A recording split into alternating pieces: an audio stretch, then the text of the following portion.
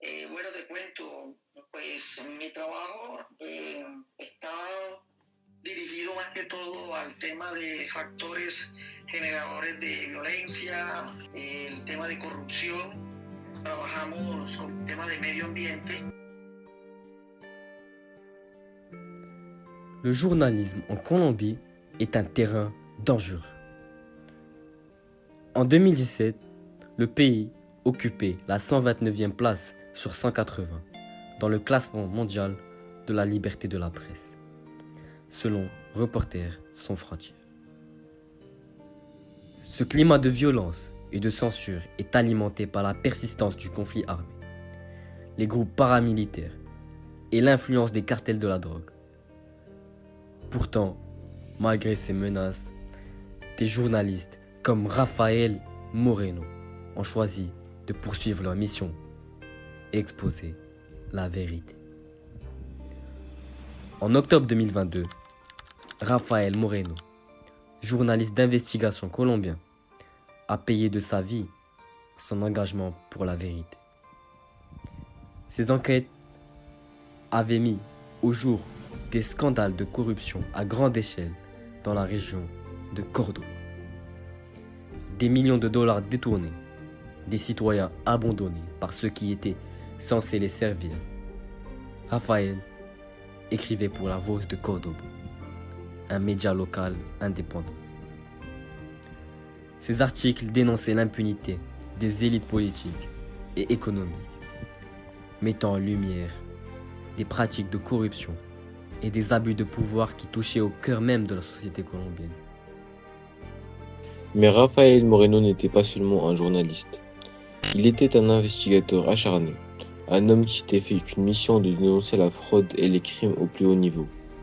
Ses reportages mettaient en lumière des contrats truqués, des entreprises fictives créées pour détourner de l'argent public, et des carrières illégales exploitées pour enrichir les puissants.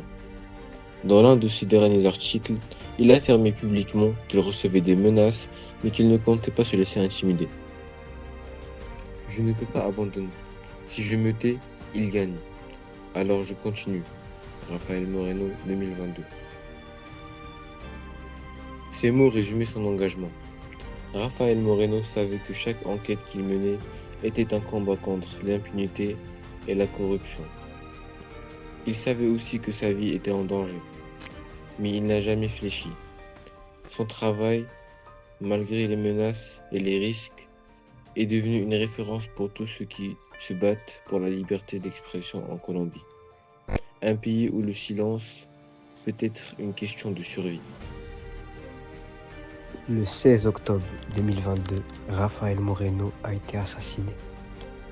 3 balles tirées en pleine soirée dans son restaurant. Son meurtre, brutal et sans ambiguïté, était un message destiné à faire taire tous ceux qui oseraient suivre ses pas. Mais la vérité, elle, ne pouvait pas être enterrée. Grâce à l'organisation Forbidden Stories, des journalistes du monde entier se sont unis pour reprendre le flambeau de ses enquêtes. Ces révélations qu'il avait commencées avant sa mort continuent de dévoiler l'ampleur de la corruption systémique qui gagnèrent la Colombie. Ce que Rafael a laissé derrière lui, c'est une vérité impossible à enterrer. Son travail n'a pas pris fin avec sa mort.